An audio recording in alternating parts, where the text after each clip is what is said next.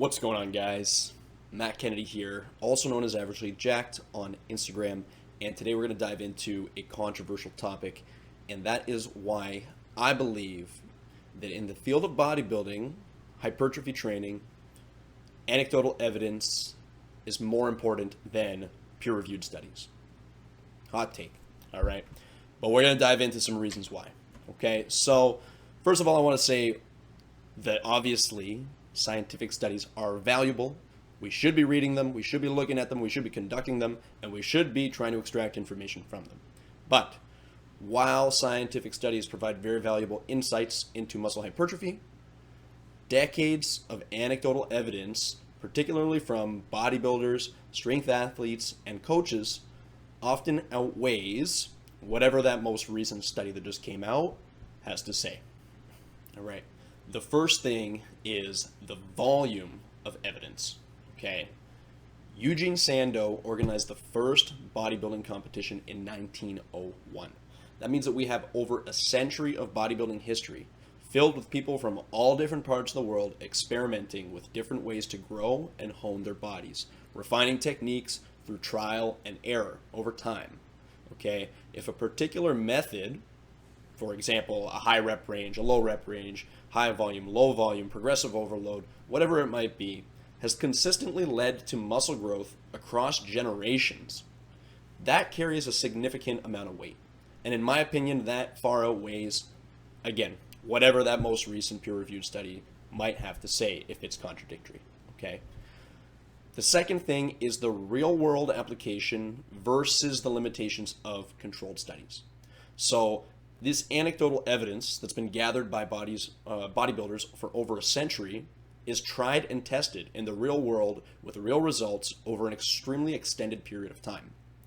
On the contrary, scientific studies on hypertrophy are often conducted in controlled environments with limited sample sizes, limited durations, controlled methodologies, and they really don't reflect on what it's like to train in the real world, you know, to be going to the gym, living a normal life, and doing your bodybuilding, okay?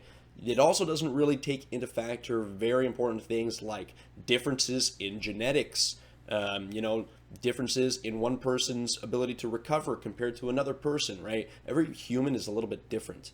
And when you take a study and you extrapolate a certain piece of information and then you say this applies to everybody no matter what, that's extremely disingenuous, and in fact it can even be a little bit dangerous or just straight up wrong, to make these broad sweeping claims, because every human is different, and maybe one thing is going to work for somebody that's going to work a little bit differently for somebody else. All right.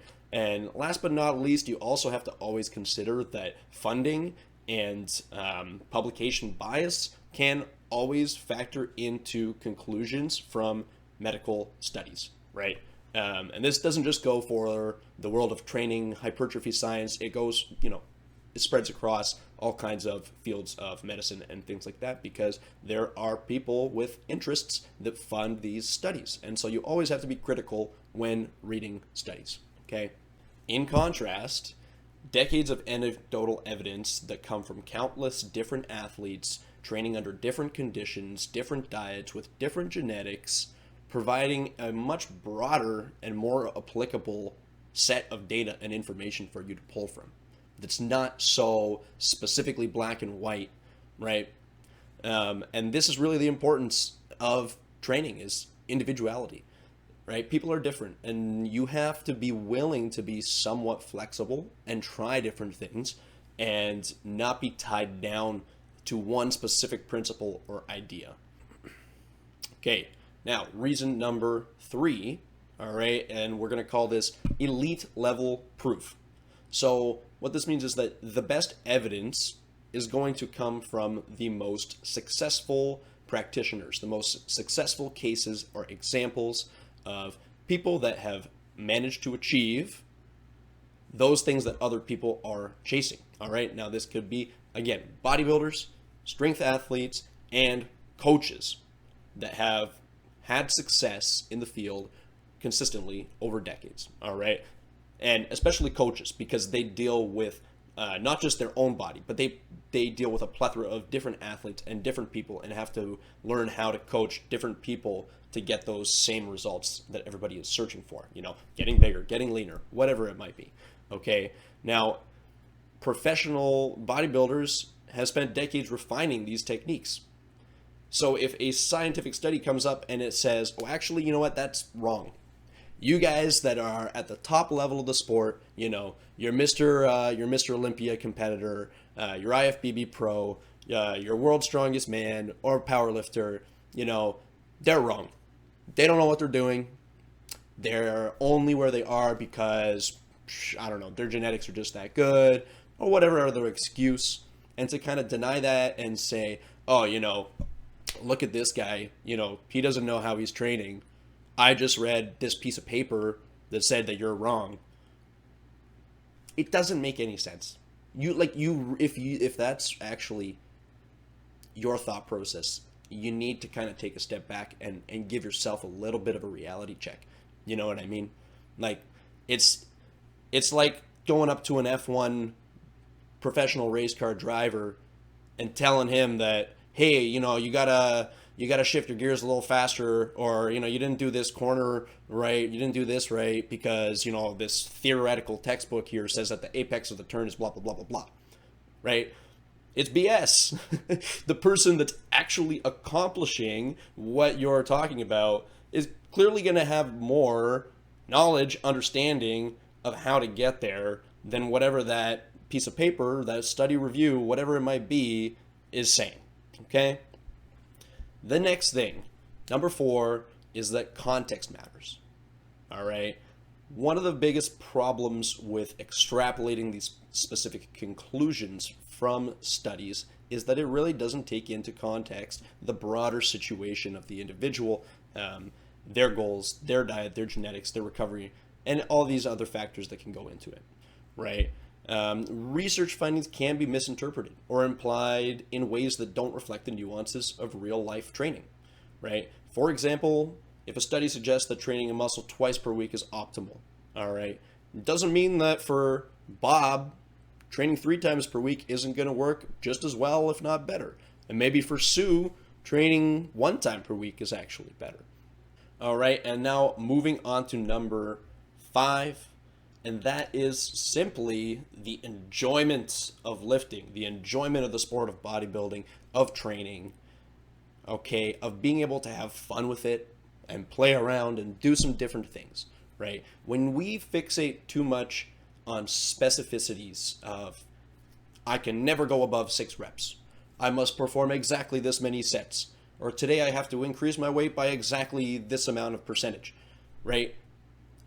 You're really sapping all of the fun out of the training, and you're making it this rigid, robotic, textbook, sterile kind of process where, I mean, as somebody that's been lifting for over a decade, to me, the enjoyment of lifting comes from being able to be somewhat flexible with myself and try different things, maybe a drop set to failure is not, according to the literature, the most optimal thing to do. But you know what? Today I had a good pump and it felt really good, right? And I wanted to do it. To limit yourself from having those opportunities, in my view, in the long run, will actually hurt you more than it will benefit for you. Because when you allow yourself to enjoy something and maybe go a little bit outside the box, or try an exercise that's not on your program, or throw in a couple of extra sets because you're feeling good today, right? This is what's fun about training. You know what I mean? If you don't allow yourself that, you're not going to enjoy it as much. And when you enjoy something, you want to show up. You want to give it your all. You want to keep going. You want to push harder, and you want to last longer. And consistency over time is the number 1 factor in your continued success and growth. Not, being so textbook rigid, everything has to be exactly the same all the time, because we're humans and that's not how we are. All right. So in conclusion, both anecdotal evidence and peer-reviewed studies are valuable pieces of information, and you should be looking at both, and you should be combining both together to try to find what's best for you. But if I had to just choose one or the other, I'm going to choose the hundreds of years of experience, evidence, different methodologies tried and tested through trial and error over whatever the most recent data, literature has to say. Okay? And at the end of the day, as long as you, one, use good form, two, train hard and go close to failure, three, get enough recovery, and four, increase your challenge over time, you're going to get results. And guess what? You could extrapolate that information from the studies. The broader method, the broader message from the studies is essentially that, which is the same message from the old school bodybuilders, right? Is when you miss the forest for the trees, when you get hung up in the little details, the specifics, that's when it becomes ridiculous and unnecessary.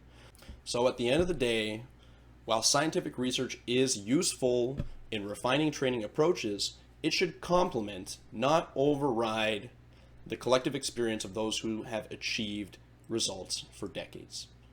If something has consistently worked in the trenches, it remains valuable, even in the face of contradicting studies. Okay? So that's my two thoughts on the topic. Let me know what you think. Drop an argument in the comment below if you love what I had to say, if you hate what I had to say, and I'll see you next time.